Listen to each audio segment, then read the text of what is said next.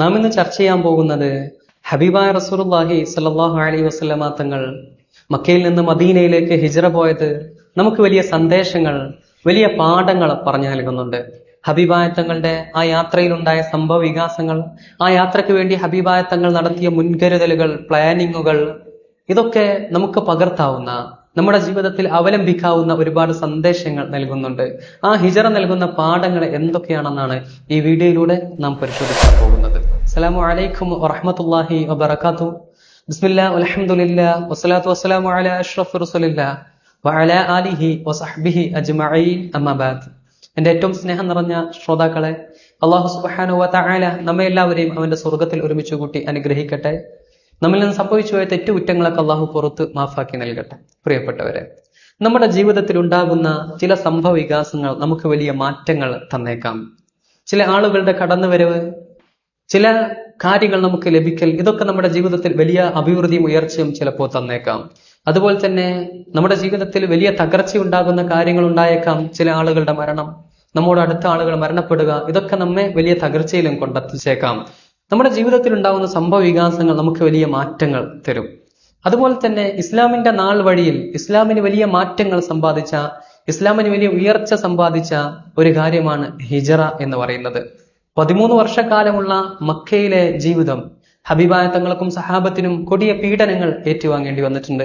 ബിദായത്ത് വൻ നിഹായയിൽ കാണാൻ സാധിക്കും, ഇന്നഹും അദ്ദാ അലാ മൻ അസ്ലം, മുസ്ലിമീങ്ങളെ പരിധിയില്ലാത്ത പീഡനങ്ങൾക്ക് ശത്രുക്കൾ വിധേയരാക്കി. ഒരു പരിധിയുമില്ലാതെ ക്രൂരമായ പീഡനങ്ങൾക്ക് മുസ്ലിമീങ്ങളെ മക്ക മുശ്രിക്കീങ്ങൾ വിധേയരാക്കി. ഫജഅലൂ യഹ്ബിസൂനഹും, അവരെന്തായി, ബന്ധനസ്ഥരാക്കി. വയുഅസ്സിബൂനഹും ബിദ്ദർബി വൽ ജൂഇ വൽ അതുഷ്, ദാഹം കൊണ്ടും വിശപ്പ് കൊണ്ടും ക്രൂരമായ പീഡനങ്ങൾ കൊണ്ടും അവരെ ശിക്ഷിച്ചു, വല്ലാതെ പ്രയാസത്തിലാക്കി മുസ്ലിമീങ്ങളെ ശത്രുക്കൾ. കഠിനമായ ചൂടുള്ള സമയത്ത് മക്കയിലെ മരുഭൂമിയിൽ കൊണ്ടുപോയി നിർത്തി വലിയ പീഡനങ്ങൾക്ക് വിധേയരാക്കി മുസ്ലിമീങ്ങളെ. മാത്രമല്ല സാമ്പത്തികമായ ഉപരോധങ്ങൾ ഏർപ്പെടുത്തി. അബൂജഹൽ പ്രസ്താവിക്കുന്നു, നോക്കൂ, വല്ലാഹി ലനുക്സിദന്ന തിജാറതക, വല്ലാഹുവാണ് സത്യം, നിങ്ങളുടെ കച്ചവടത്തെ ഞാൻ നശിപ്പിക്കും.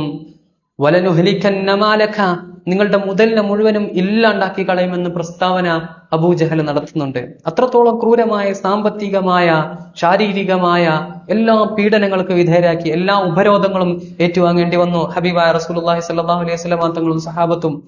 ഉപരോധങ്ങൾ, ഭക്ഷണമില്ല, വെള്ളമില്ല, ക്രൂരമായ പീഡനങ്ങൾ, അതുപോലെ തന്നെ സാമ്പത്തികമായ ഉപരോധം. ഇന്ന് ഗസ നമ്മൾ കാണുന്നുണ്ട്, നമ്മുടെ മുമ്പിലുള്ള ഒരു തെളിവാണ്.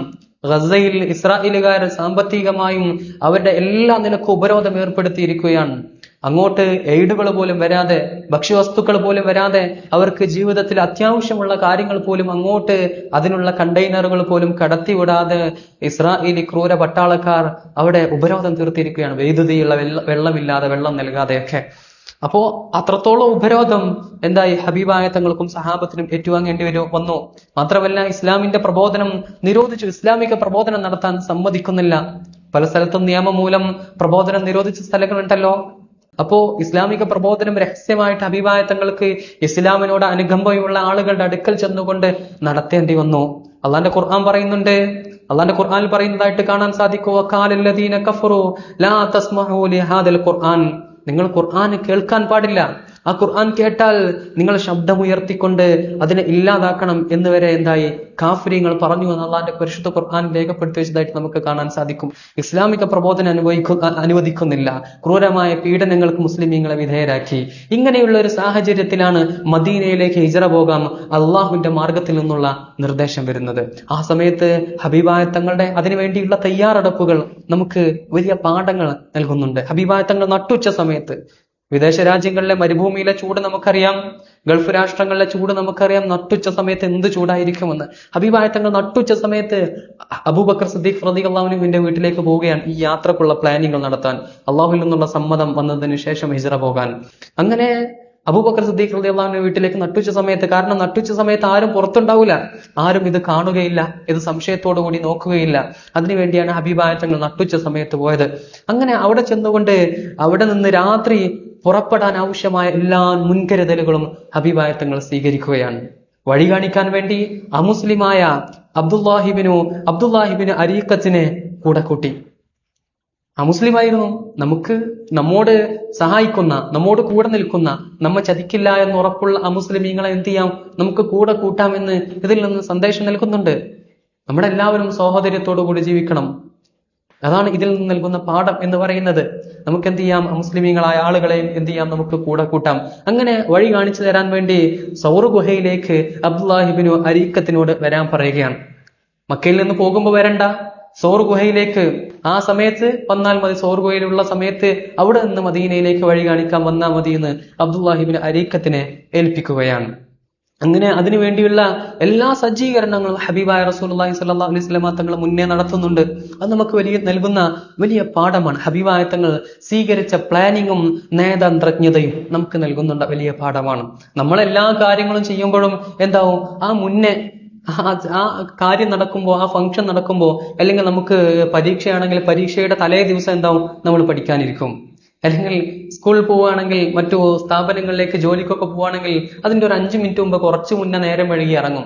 എല്ലാത്തിനും മുൻകൂട്ടി ഒരു പ്ലാനിങ്, മുന്നേയുള്ള ഒരു പ്ലാനിങ്ങും ഒരു നയതന്ത്രജ്ഞതയും നമുക്കുണ്ടാകണമെന്ന് ഹബീബ റസൂലുള്ളാഹി സ്വല്ലല്ലാഹു അലൈഹി വസല്ലം തങ്ങളുടെ ഹിജ്റ നൽകുന്ന വലിയ പാഠമാണ്. നേരത്തെ മുൻകൂട്ടി എല്ലാം തയ്യാറാക്കി വെക്കണം. യാത്ര ഹബീബായ തങ്ങൾ അതീവ രഹസ്യമാക്കി വെക്കുന്നുണ്ട്, പരസ്യമാക്കുന്നില്ല. അത് നമുക്ക് നൽകുന്ന ഒരു പാഠമാണ്. എല്ലാ കാര്യങ്ങളും നമ്മൾ രഹസ്യമായി സൂക്ഷിക്കേണ്ടത് രഹസ്യമായിട്ട് തന്നെ സൂക്ഷിക്കണം. നമ്മൾ പരസ്യമാക്കാൻ പാടില്ല. എല്ലാ കാര്യങ്ങളും ഇങ്ങനെ പരസ്യമായിട്ട് എന്താവാൻ പാടില്ല, നമ്മൾ പറയാൻ പാടില്ല. യൂസുഫ് നബി അലൈഹി സ്വലാത്തു വസ്സലാമിന്റെ ചരിത്രം അതിന് നമുക്ക് നൽകുന്ന ഒരു പാഠമുണ്ട്. യൂസുഫ് നബിയോട് തന്റെ പിതാവായ യാക്കൂബ് നബി പറഞ്ഞു, നീ കണ്ട സ്വപ്നം, യൂസുഫ് നബി കണ്ട സ്വപ്നമൊക്കെ നമുക്കറിയാം. നീ കണ്ട സ്വപ്നം ആരോടും പറയരുതെന്ന് പറയുന്നുണ്ട്. അള്ളാന്റെ ഖുർആൻ പറയുന്നുണ്ട്, ഖാല യാ ബുനയ്യ ലാ തഖ്സുസ് റുയാക അലാ ഇഖ്വതിക ഫയകീദു ലക കൈദ. നിന്റെ സഹോദരങ്ങളോട് നിന്റെ സ്വപ്നത്തെ എന്ത് ചെയ്യരുത്, പറയരുത്. അവർ നിന്നെ ചതിച്ചേക്കാം, അത് കാരണം നിനക്ക് വലിയ വിപത്തുകൾ വന്നേക്കാം എന്ന് പറയുന്നുണ്ട്. കുഞ്ഞു മനസ്സല്ലേ, അതെന്തായി ആ രഹസ്യം എങ്ങനെയോ പുറത്തുപോയി. അതുകൊണ്ട് യൂസുഫ് നബിക്ക് പിന്നീട് അനുഭവിക്കേണ്ടി വന്ന ബുദ്ധിമുട്ടുകൾ നമുക്കറിയാമല്ലോ ചരിത്രത്തിൽ. അപ്പോ രഹസ്യമാക്കി വെക്കേണ്ടത് രഹസ്യമാക്കി തന്നെ വെക്കണം. ഏറ്റവും വലിയ പ്ലാനിങ് എന്ന് പറയുന്നത് മക്കയിൽ നിന്ന് വടക്കോട്ട് സഞ്ചരിച്ചാലാണ് മദീനയിലേക്ക് പോകേണ്ടത്. ഹബീബായ റസൂലുള്ളാഹി സ്വല്ലല്ലാഹു അലൈഹി വസല്ലം തങ്ങൾ തെക്കോട്ട് സഞ്ചരിക്കുകയാണ്. നമ്മൾ ശ്രദ്ധിക്കണം. മക്കയിൽ നിന്ന് വടക്കോട്ട് സഞ്ചരിച്ചാലാണ് മദീനയിലേക്ക് പോകേണ്ടത്. അങ്ങനെ ഹബീബായ തങ്ങൾ തെക്കോട്ട് സഞ്ചരിക്കുകയാണ്. കാരണം എന്തേ, ശത്രുക്കൾ വടക്കോട്ട് സഞ്ചരിച്ചാൽ മനസ്സിലാവും ഇത് മദീനയിലേക്കാണ് പോകുന്നത്. മുന്നേ കുറെ സ്വഹാബത്ത് മദീനയിൽ പോയിട്ടുണ്ട്. അതുകൊണ്ട് തന്നെ അത് മദീനയിലേക്കായിരിക്കുമെന്ന് എന്താവും, ശത്രുക്കൾ ഉറപ്പിക്കും. അങ്ങനെ അവിടെ ബുദ്ധിമുട്ടാകുമെന്ന് കരുതിക്കൊണ്ട് തെക്കോട്ട് സഞ്ചരിക്കുകയാണ്, ശത്രുക്കളെ വഴിതെറ്റിക്കാൻ വേണ്ടിക്കൊണ്ട്. അതവിടെ എടുത്ത ഒരു പ്ലാനിങ് ആണ്, ഒരു പ്രധാനപ്പെട്ട ഒരു തന്ത്രമാണ് അതെന്ന് പറയുന്നത്. അതുപോലെയുള്ള പല തന്ത്രങ്ങളും പല ഹിക്മത്തുകളും നമ്മുടെ ജീവിതത്തിലും നാം അവലംബിക്കേണ്ടി വരും എന്ന് നാം പ്രധാനമായിട്ടും ശ്രദ്ധിക്കണം. അങ്ങനെ സൗർ ഗുഹയിൽ ഹബീബായ റസൂലുള്ളാഹി സ്വല്ലല്ലാഹു അലൈഹി വസല്ലം തങ്ങൾ 3 ദിവസം താമസിക്കുകയാണ്. പിന്നീട് സൗർ ഗുഹയിലെത്തി സൗർ ഗുഹയിൽ 3 ദിവസം താമസിക്കുന്നുണ്ട്. ഇത് വലിയൊരു പ്ലാനിങ് ആണ്. ഇത് മഹത്തായ ചില സന്ദേശങ്ങൾ എന്ത് ചെയ്യുന്നുണ്ട്, നമ്മെ പഠിപ്പിക്കുന്നുണ്ട്. ഒന്നാമത്തെ പറയുന്നത് സൂക്ഷ്മതയാണ്. സൗർ ഗുഹയിൽ മദീനയിലേക്ക് നേരെ പോയാൽ മതി. അങ്ങനെ മദീനയിലേക്ക് പോകാതെ സൗർ ഗുഹയിൽ ചെന്നുകൊണ്ട് 3 ദിവസം താമസിച്ചത് അത് വലിയ ഒരു സൂക്ഷ്മതയാണ്. എന്താവും, ശത്രുക്കൾ ഇങ്ങനെ അവരെ തേടി നടക്കും. സൗർ ഗുഹയിൽ സൗർ ഗുഹയിൽ പോയിരുന്നാൽ കണ്ടെത്താൻ കഴിയാതെ ശത്രുക്കൾ നിരാശരായിക്കൊണ്ട് തിരച്ചിൽ നിർത്തിക്കൊണ്ട് പോകും. അല്ലെങ്കിൽ തിരച്ചിലിനിടയിൽ ഇവർ പോകുന്ന വഴിക്ക് മദീനയിലേക്ക് നേരിട്ട് പോവുകയാണെങ്കിൽ കണ്ടെത്തും. അങ്ങനെ പ്രശ്നമാകും. അതുകൊണ്ട് സൗർ ഗുഹയിൽ 3 ദിവസം താമസിക്കുകയാണ്. അതുപോലെ തന്നെ ഇതിൽ വലിയ തവക്കുലും സൗർ ഗുഹയിലുള്ള താമസത്തിൽ നമുക്ക് കാണാൻ സാധിക്കും. സൗർ ഗുഹയിലൂടെ ശത്രുക്കൾ അതിന്റെ ഭാഗത്തേക്ക് വരുന്നുണ്ട്. സൗർ ഗുഹയുടെ ഭാഗത്തേക്ക് ശത്രുക്കളൊന്ന് താഴോട്ട് നോക്കിയാൽ നബിയെയും അബൂബക്കർ സിദ്ദീഖ് റളിയല്ലാഹു അൻഹുവിനെയും കാണും. അങ്ങനെ ആ സമയത്ത് അബൂബക്കർ സിദ്ദീഖ് റളിയല്ലാഹു അൻഹു പറയുന്നുണ്ട്, നബിയെ, അവരൊന്ന് താഴോട്ട് നോക്കിയിരുന്നെങ്കിൽ നമ്മ കണ്ടില്ലായിരുന്നല്ലോ നബിയെ, നമ്മ കാണുമായിരുന്നല്ലോ നബിയെ എന്ന് അബൂബക്കർ സിദ്ദീഖ് റളിയല്ലാഹു അൻഹു പറയുന്നുണ്ട്. ആ സമയത്ത് ഹബീബായ തങ്ങൾ പറഞ്ഞു കൊടുക്കുന്നുണ്ട്, ഇത് യഖൂൽ ലിസ്വാഹിബിഹി ലാ തഹ്സൻ ഇന്നല്ലാഹ മഅനാ ഫഅൻസലല്ലാഹു സകീനതഹു അലൈഹി വഅയ്യദഹു ബിജുനൂദിൻ ലം തറൗഹാ.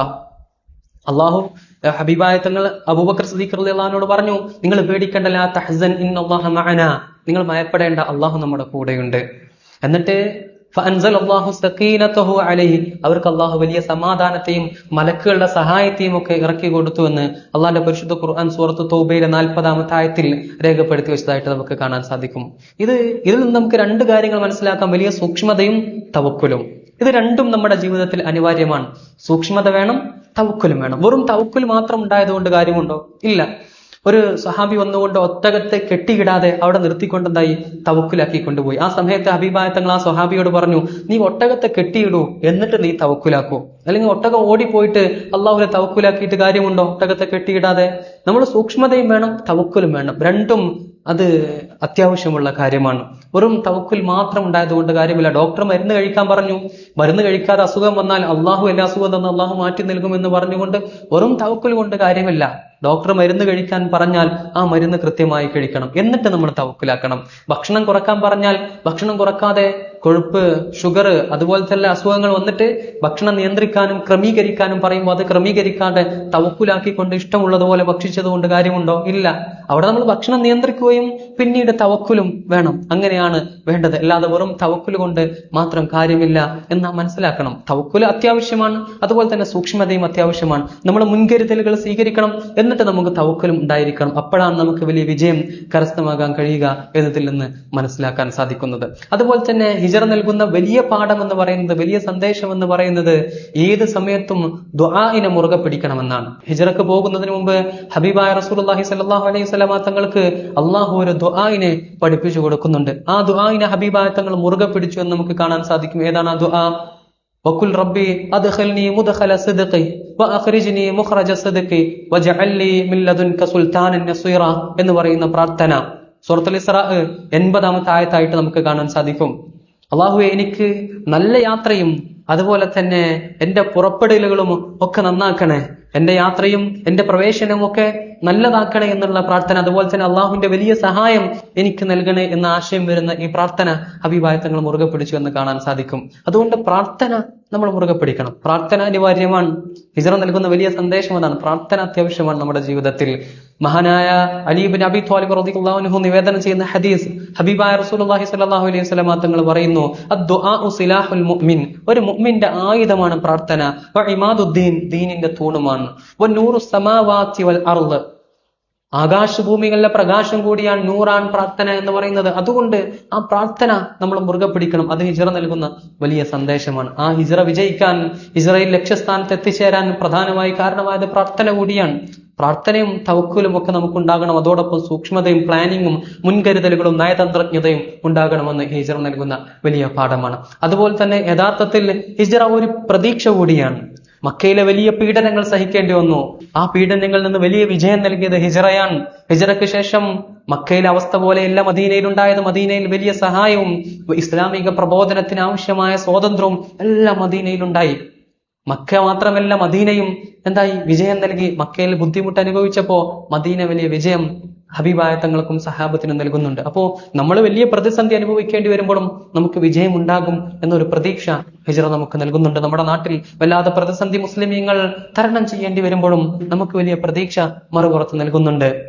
അപ്പോ പ്രതീക്ഷയുടെ കൂടിയാണ് ഹിജറ എന്നോർമ്മപ്പെടുത്തുക. അപ്പൊ ഈ പാഠങ്ങളൊക്കെ നമ്മുടെ ജീവിതത്തിൽ ഉണ്ടാകണം. എന്ത് കാര്യങ്ങളിലും ഒരു മുൻകരുതലുകളും പ്ലാനിങ്ങും ഒരു നയതന്ത്രജ്ഞതയും ഉണ്ടാകണം. അതുപോലെ തന്നെ തവക്കുലും സൂക്ഷ്മതയും പ്രാർത്ഥനയും അനിവാര്യമാണ്. ഒരു പ്രതീക്ഷയും നമ്മുടെ ജീവിതത്തിൽ ഉണ്ടാകണമെന്ന് ഓർമ്മപ്പെടുത്തുകയാണ്. ഇതാണ് ഹിജറ നൽകുന്ന പാഠങ്ങൾ. അള്ളാഹു സുബ്ഹാനഹു വ തആല മനസ്സിലാക്കാൻ തൗഫീഖ് നൽകി അനുഗ്രഹിക്കട്ടെ. അള്ളാഹു നമ്മെ എല്ലാവരെയും അവന്റെ സ്വർഗ്ഗത്തിൽ ഒരുമിച്ച് കൂട്ടട്ടെ. നമ്മിൽ നിന്ന് സംഭവിച്ച തെറ്റുകുറ്റങ്ങളൊക്കെ അള്ളാഹു പുറത്തു മാഫാക്കി നൽകട്ടെ. ആമീൻ ആമീൻ യാ റബ്ബൽ ആലമീൻ. എല്ലാവരും പ്രാർത്ഥിക്കണമെന്ന വസിയത്തോടെ വാഖിറു ദഅവാന അൽഹംദുലില്ലാഹി റബ്ബിൽ ആലമീൻ. അസ്സലാമു അലൈക്കും വറഹ്മത്തുള്ളാഹി വബറകാതുഹു.